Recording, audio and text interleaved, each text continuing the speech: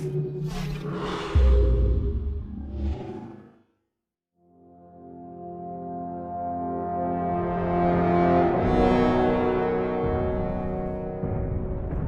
map pack in some ways is one of our first full direct Halo game projects. We started thinking about what do we want to do for map packs, when do we want to do them. We definitely wanted to pay full service to the universe created in Reach. One big consideration when we were working was how do we fit this to the fiction? All these maps are unique from the story standpoint of being places that are snapshots around the Reach universe as Reach is falling. You're constantly confronted with the fact that there's this beautiful place, but it's not going to be there forever.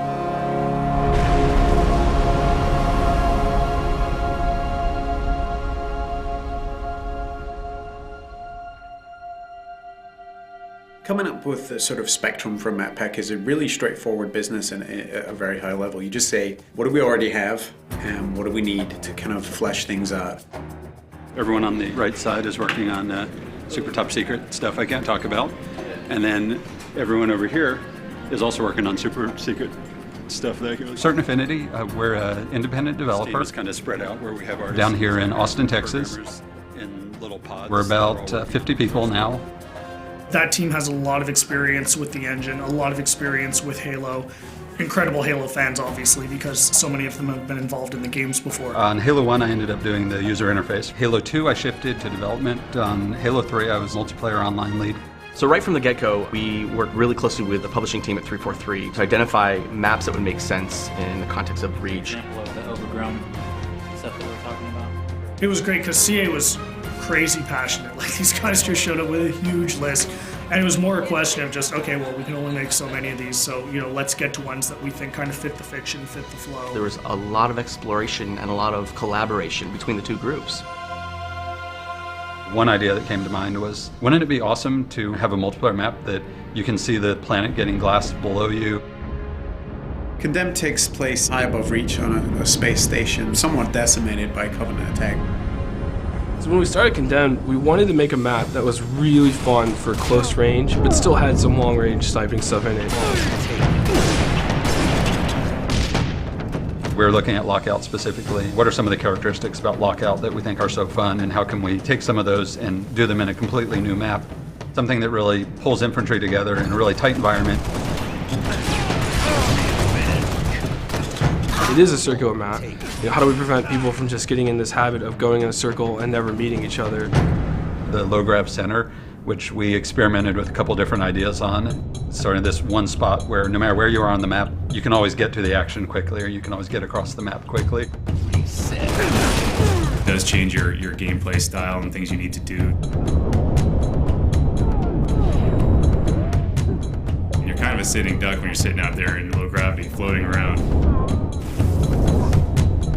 I remember at one point there was a giant energy beam that would come down, and if you were standing on that center platform at the wrong time, you would get blasted to smithereens. It was just encouraging people not to go into the center of the map, which is the exact opposite of what we wanted to do, so we just removed it.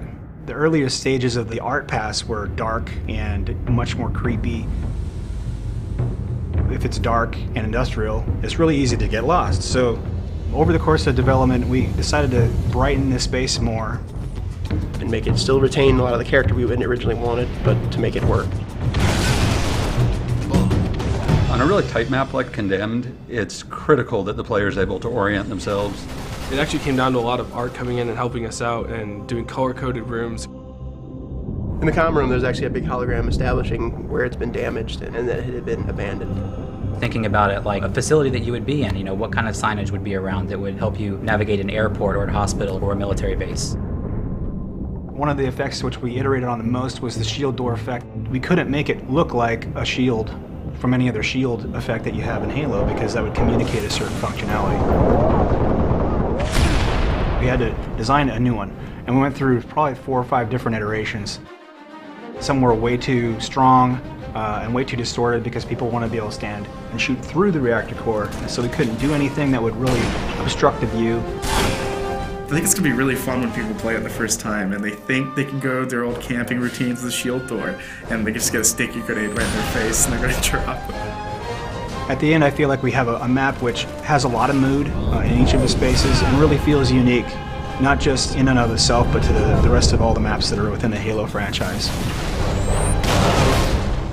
We're looking at the story and the fiction, and we really want all of our maps to be set in very distinct locales.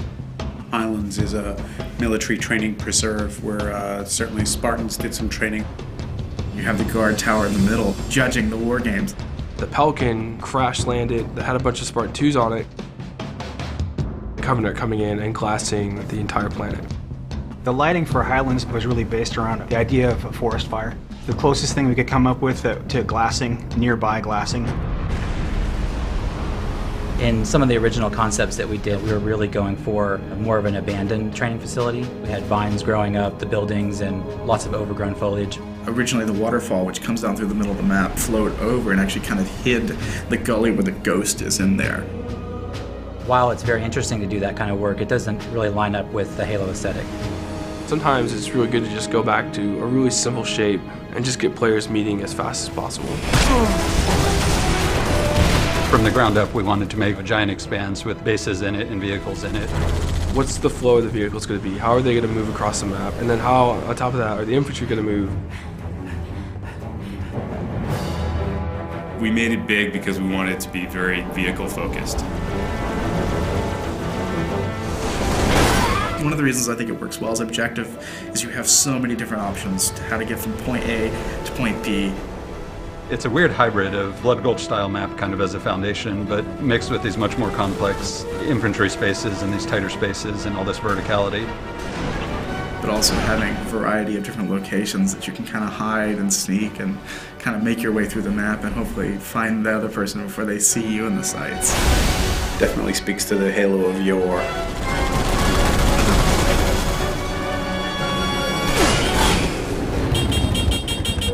The new expanded firefight support meant that we definitely wanted to put in another firefight map. Unearthed is a really dusty, dry, arid environment.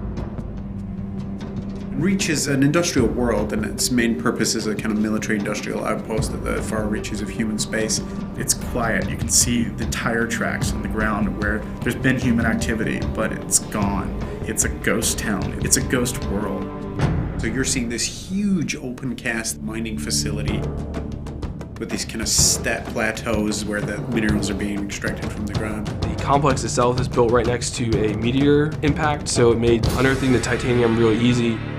Set, start. Creating a firefight map is a very different experience. We have to account for all these different types of AI of all different sizes, of all different movement types. Phantoms come in and supply the enemies to the outer perimeter.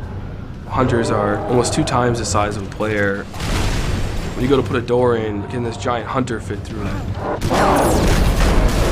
We really wanted to make a map that would allow people to jetpack from multiple levels. We wanted people to be able to armor lock in hallways and block the AI and get them to have to move and do different things. We cater to a wide variety of playstyles.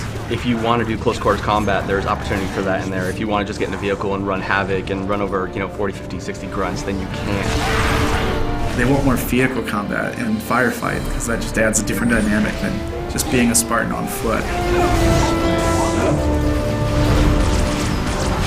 There's an inherent oval racetrack, and we have warthogs. So you put 2 and 2 together, you can run laps through the map. So there's literally through the main structure, and then under the bridge, and then back around. You can load up with your buddies, get a rocket launcher, rod and shotgun, and then run laps and just rack them up. Just mauling through tons of Covenant. It adds this kind of exclamation point on the excitement and fun that is firefight. I hope that when players first play Unearthed, that they take a look around and just feel inspired and in awe of the grand scale of things, because it's a huge map.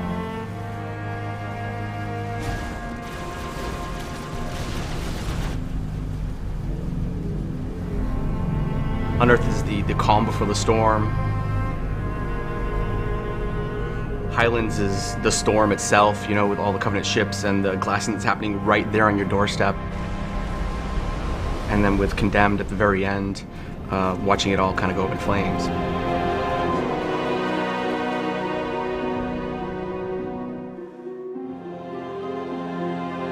This is really something being created by 343 and CA and just being created by a bunch of diehard Halo fans. This is our core business. This is all we're doing from now on is Halo games and Halo support and Halo maps.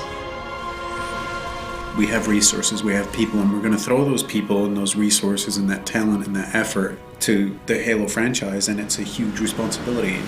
People should understand that we understand that and we respect that, and we're going to do everything that we can. The community is huge for us in helping us shape what it is that we do next. The more vocal the community is, the more they tell us what they like, the more we can make sure that we try to give them that experience.